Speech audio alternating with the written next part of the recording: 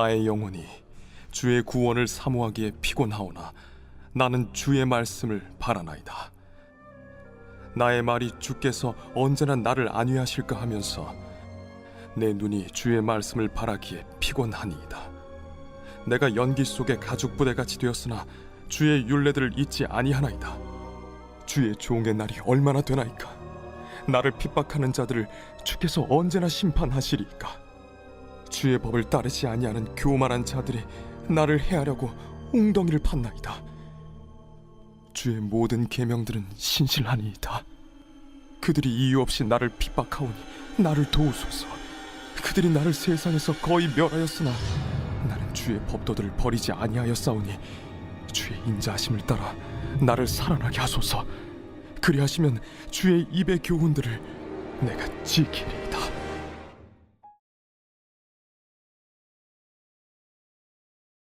할렐루야. 오늘 우리에게 주신 하나님의 말씀은 시편 119편 81절부터 88절까지 말씀입니다. 오늘 말씀의 제목은 신실하신 하나님을 믿는 믿음입니다. 오늘 본문은 시편 119편 81절에서 88절로요. 히브리어 자음 카프로 시작하는 말씀입니다. 오늘 다룰 부분은요. 배경이 조금 어두워요. 오늘 본문의 시인은요. 그를 핍박하는 자들로 인해 심신이 지친 상황이고 아직 하나님의 구원은 이르지 않았습니다. 그럼에도 불구하고 시인은 하나님의 말씀을 바라보고 율법을 지킬 것을 다짐하는 것이 오늘 말씀의 주제가 되죠. 우리는 인생을 살면서요, 긴 고난을 마주할 때가 있습니다. 보통 고난의 시기가 짧게 지나가면 하나님의 역사하심을 기대하며 소망을 갖는데 어렵지가 않지만요, 긴 고난을 겪는 가운데 소망을 잃지 않는 것은요, 굉장히 쉽지 않은 일입니다. 이때 우리가 마주하게 되는 가장 위험한 질문이 떠오르게 되는데요. 이런 것이죠. 과연 하나님께서는 계실까? 또 계시다면 나의 편일까? 또 하나님은 어떤 분이시길래 이런 고난의 길을 나에게 겪게 하시는가? 이런 등등. 그동안 나에게 역사하셨던 하나님은 온데간데 없이 사라지고요. 그동안 말씀을 통해 만났던 하나님이 기억나지 않고 의심의 구름이 잔뜩 몰려오는 거죠. 긴 고난의 터널 가운데서요. 오늘 본문의 시인은요. 하나님께 탄식합니다. 오늘 본문 84절 말씀입니다. 주의 종의 날이 얼마나 되나이까? 나를 핍박하는 자들을 주께서 언제나 심판하시리이까? 이 말씀은요. 이런 의미인 거죠. 하나님, 제가 죽기 전에는 하나님의 공의를 볼 수 있는 거죠. 이런 겁니다. 얼마나 시인이 지쳤는지요. 시인은 이어서 이렇게 고백합니다. 83절입니다. 내가 연기 속에 가죽부대같이 되었으나 주의 율례들을 잊지 아니하나이다.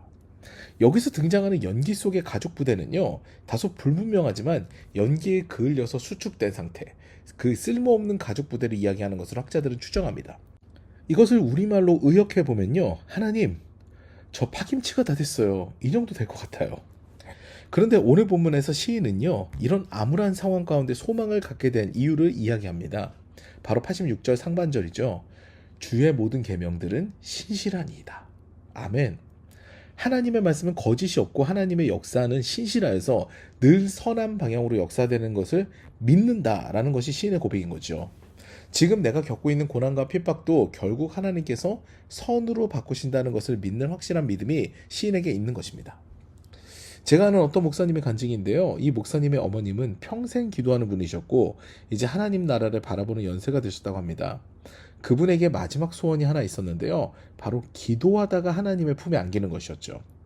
그러던 어느 날 어머님께서는요. 갑자기 뇌출혈로 쓰러지셨고요. 의식불명의 상태가 되었습니다. 근데 여기서 문제가 하나 있었어요. 이 어머님의 자녀들은 그다지 사이가 좋지 않았다는 거죠.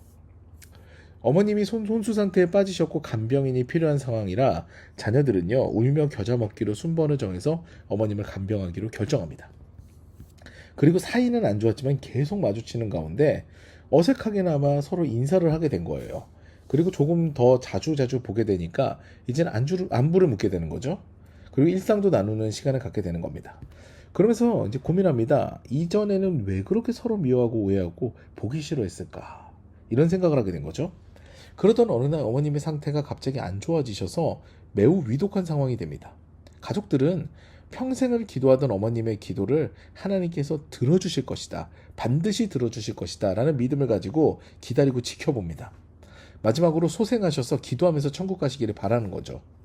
모두가 모여서 서로를 위로하고 어머님의 마지막 모습을 지켜보는데요. 그런데 어머님께서는요, 그토록 바라셨던 대로, 그리고 모인 가족 모두가 기대했던 그 상황이 일어나지 않았습니다.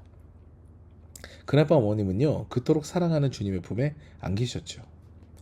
하나님께서는요, 분명 어머님의 기도를 들어주시지 않았습니다. 그런데 어머님께서 쓰러지시고 천국 가시기 전까지 하나님께서는요, 정말 놀라운 역사, 그 선한 역사를 그 가정 가운데 일으키셨어요.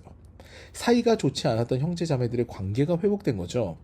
이같이 때로는 하나님께서는요, 우리의 뜻대로 모든 일을 이루시지는 않습니다. 우리의 기도를 다 들어주시진 않아요.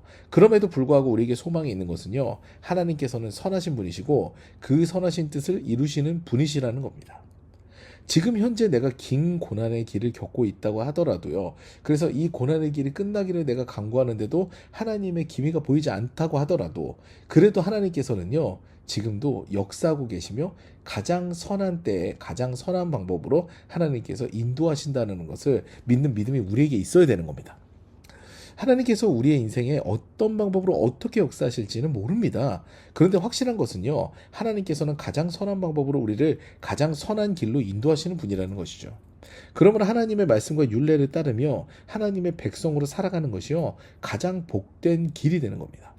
오늘도 선하신 하나님을 기대하며 그분의 뜻대로 삶을 살아가서 행복의 길 위에 서는 저와 여러분 되시기를 주님의 이름으로 축원합니다.